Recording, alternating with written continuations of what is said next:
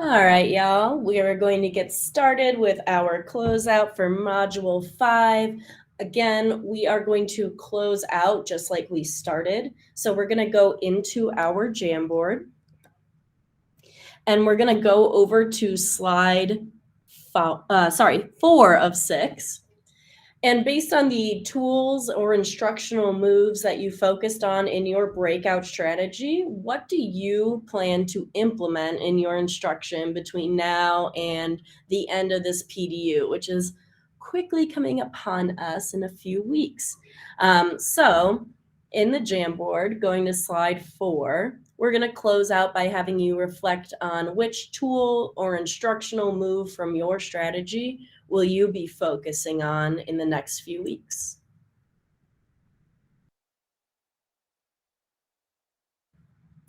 Awesome. Great to see people already starting to post. It looks like we have a few people already starting to plan to use some Flipgrid to increase academic discussion. Oh, I love hearing out starting with SEL first and then slowly building in content. That is an amazing, experienced instructional move. I love hearing that Flip seems more user-friendly than it was in the past. And love seeing that Flip is going to be used to talk about climate change. That is amazing. Love as a part of the STEM team or STEAM team in DPS talking about sustainability. We love sustainability. So sustainable. Collaboration in Canva. Oh, end of year reflections for 5th graders leaving. Teacher book for 2nd and 3rd graders. That is so stinking cute. Students presenting to peers. Ooh, students sharing points of view on a topic in a Socratic seminar. Love that academic discussion. Starting to use Canva for collaborative projects. This is great to see. Again, if you haven't started, if you've just joined us, we have our Jamboard in the chat. If you could go into slide 4 and based on what your strategy covered, what are some instructional moves or instructional tools that you're going to use in the next few weeks based on what you learned today? Seeing a lot of Flip. I love seeing that, just setting better expectations for collaboration. So whether or not you walked away learning something new about a tool, at least you learned some instructional moves around collaboration as well. Great to hear. And we're going to take about a minute more to just wrap up with a reflection on how you're going to implement some of these tools or instructional moves.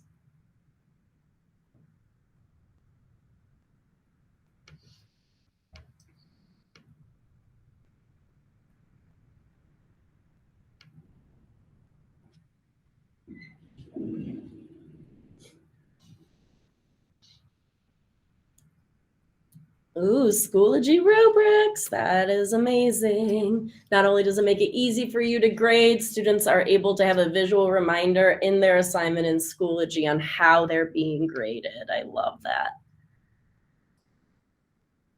Love hearing, just reflecting on what your expectations are for kiddos and how to make them more clear. Peer reflection, peer-to-peer talking. Love this. All right. Thank you guys so much for your reflections. Happy and excited to see how they play out in your classrooms.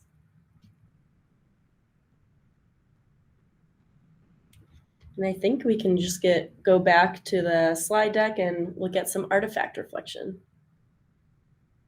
Alrighty, so like we have in the other modules as well, if you just want some ideas, inspiration on how real DPS teachers are implementing these strategies, you can utilize the folder that's linked there. Again, a lot of this is from our PD participants from last year. As soon as we do our final reflections this year, I'll put some of those in there. And if you are not in the PDU, but you're doing some like really awesome, amazing work that you would love to share, please, please, please reach out to your Doodle coach. And we would love to include those in this folder. It's super helpful for other teachers just to see some ideas of like what other people are doing, especially like the more we can have different grade levels and contents, the better. So it is there for you. And we mentioned sustainability a little bit earlier. So excited to hear about those flip videos that are going to be coming out. We have a big DPS STEAM Expo coming Saturday, April 29th. And it's going to be science fair, art fair, music fair. We're going to have a robotics competition, an esports competition, lots of engineering and design projects, basically just showcasing how amazing our students are in the world of STEAM. And on the next slide are just different ways that you can participate. We would love for you to submit student work. That entry date at the bottom says March 24th, but it has changed. It'll be the end of this week. So I believe that is April 7th. Yes. If you have any projects that kiddos have completed in any of the STEAM, whether that's science, tech, anything, and it's around sustainability, we would love to showcase it. And you could also volunteer if you would like to work at that event. If you know your kiddos are going to be there, feel free to volunteer to sign up. Or if your kiddos want to volunteer, especially if they're high schoolers looking for community service, or you can just stop by. I'm going to bring my daughter. It's going to be a fun day of just a lot of amazing learning happening at the CSU Spur campus, which is right by the Western Stock Show in central Denver. It's going to be so cool and super interactive. So please, please, please come, bring your kids. It'll be great. Tell your friends. Well, tell your DPS friends. I don't know how interested your other friends are. And also there is an opportunity coming up called Rock CS. It's the annual Rocky Mountain Computer Science Conference for preschool to 12 educators.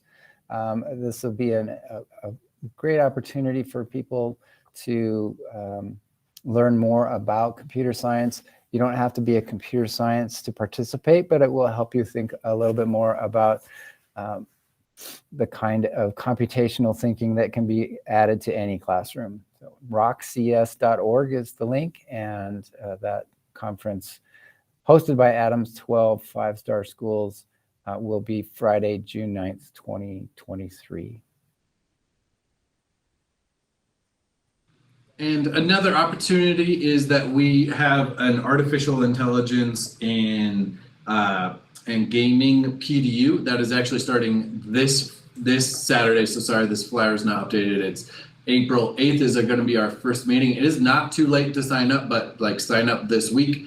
Here's the link how to do that. You will get paid a stipend to come to the Saturday sessions on the 22nd and the 8th, so you get extra duty pay. Then you will get an opportunity to do research with CU Boulder professors in your classroom using artificial intelligence, and you'll get a stipend for completing that research as well. And then you get PDU credit. So lots of upside. It is extra work, it is extra Saturdays, but it's super awesome to see how our students can use AI in equitable ways. AI is a very hot topic right now, but this will be all about how we can do this in meaningful, sustaining ways for our culture and our society.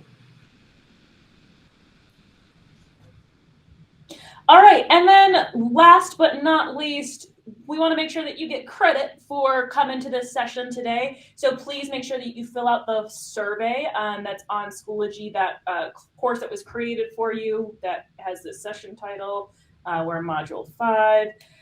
Also, if you don't have access to it, there's a link in the notes section of the slide deck that will take you right to the form. We do really appreciate your feedback. We read through it as a team, literally every single piece of written feedback that you have, and we make changes based off of it.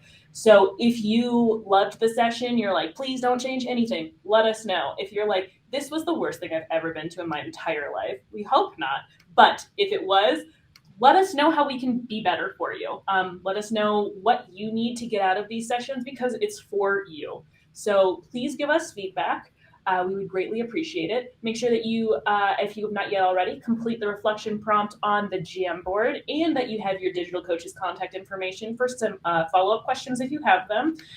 And then if you are a PDU participant, and you have any questions about the final portfolio presentations, you can stay on and ask your questions. If you are not a PDU participant and you have done all of the above steps, you're good. You're free to go. Have an awesome rest of your Monday, and we hope to see you soon.